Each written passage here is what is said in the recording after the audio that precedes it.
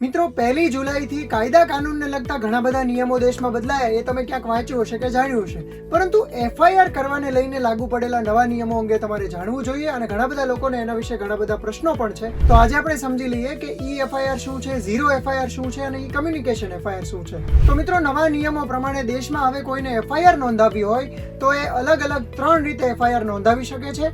એમાં પહેલી વસ્તુ છે ઝીરો એફઆઈઆર. હવે ઝીરો એફઆઈઆર ને બહુ જ સારો નિયમ ગણવામાં આવી રહ્યો છે, કારણ કે તમે તમારા વિસ્તારના પોલીસ સ્ટેશનમાં જઈને એફઆઈઆર ન નોંધાવી શકો તો પણ ચાલશે. માની લો કે તમે દેશમાં કોઈ પણ જગ્યાએ ગયા હતા ને ત્યાં કોઈ ગુનો આચરવામાં આવ્યો અને તમારે તમારા ઘરે આવીને ફરિયાદ નોંધાવી છે તો પણ તમે નોંધાવી શકશો. એટલે કે કોઈ પણ પોલીસ સ્ટેશનમાં કોઈ પણ વિસ્તારમાં થયેલા ગુનાની એફઆઈઆર નોંધાવી શકાશે. એને ઝીરો એફઆઈઆર કહેવામાં આવે છે અને આ પ્રકારની એફઆઈઆર નોંધવાની કોઈ પણ પોલીસ સ્ટેશન ના નહીં પાડી શકે. બીજી એક જાણવા જેવી વાત એ છે કે નવા નિયમો પ્રમાણે પોલીસ સ્ટેશને એ આરોપી એટલે કે જેના ઉપર એફઆઈઆર નોંધાવવામાં આવી છે એને અને પીડિત એટલે કે જેણે એફઆઈઆર નોંધાવી છે એને બંનેને એફઆઈઆર ની કોપી પણ આપવાની રહેશે. એફઆઈઆર નોંધાવવાની બીજી રીત છે ઈ એફઆઈઆર. એના વિશે ઘણા બધા લોકો થોડું ઘણું જાણતા જ હશે, પણ ઈ એફઆઈઆર માં એવું છે કે તમારી સાથે જે ઘટના બની છે એની વિગતો તમારે રજૂ કરવાની રહેશે. એને લઈને જે ડોક્યુમેન્ટ્સ તમારી પાસે છે એ ઓનલાઈન સબમિટ કરાવવાના રહેશે.